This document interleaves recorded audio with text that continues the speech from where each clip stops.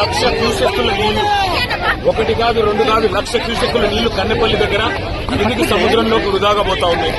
ఇవాళ లక్ష క్యూసెక్కుల నీళ్లు కిందికి పోతుంటే వృధాగా పైన మొత్తం రిజర్వాయర్లన్నీ నోరెళ్లు పెట్టి చూస్తా ఉన్నాయి.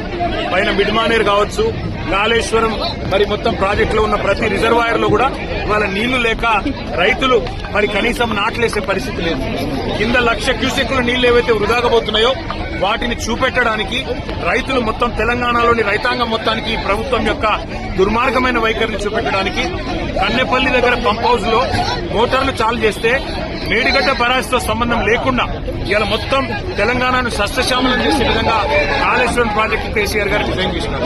ఇవాళ బ్యారేజ్ తో సంబంధం లేకుండా, మేడిగడ్డ బ్యారేజ్ గేట్లతో సంబంధం లేకుండా మరి 93.5 మీటర్ల ఎత్తులో గోదావరి ప్రవహిస్తే చాలు ఈ నీళ్లు కన్నెపల్లి పంప్ హౌస్ లో మోటార్లు చాలు చేస్తే బ్రహ్మాండంగా నీళ్లు ఇవ్వచ్చు, రైతులు నాట్లేసుకోవచ్చు.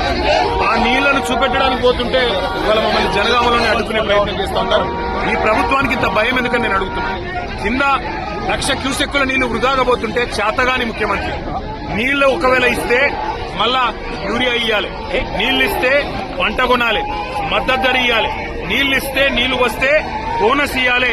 ఈ బాధంతా నాకెందుకు, రైతులను ఎండబెట్టాలి, రైతుల పొలాలకు నీళ్లు రానియద్దని చెప్పి కింద బ్రహ్మాండంగా నీళ్లు ఇచ్చే సౌలత్ ఉంటే దాన్ని పండబెట్టిన ముఖ్యమంత్రి గారి వైఖరి, ఈ ప్రభుత్వం యొక్క దుర్మార్గమైన రైతు వ్యతిరేక వైఖరి చూపెట్టడానికి మేము బయలుదేరితే వాళ్ళని చూడొచ్చు. మా వాళ్ళందరినీ అడ్డుకుంటా ఉన్నారు, మా ఎమ్మెల్యేలు, మా ఎంపీలు. అందుకే మేము అనేది ఈ ప్రభుత్వాన్ని దమ్ముంటే శాతనైతే మంచి పనులు చేసుకోవాలి. మున్సిపల్ ఇవాళ ఉద్దేశపూర్వకంగా మమ్మల్ని అడ్డుకొని వరంగల్ జిల్లాలోనే మరి ఇక్కడికిక్కడే ఆపాలని మీ ప్రయత్నం ఏదైతే ఉన్నదో ఖచ్చితంగా పోలీసులకు మరలబడైనా ఇక్కడి నుంచి పోతాం.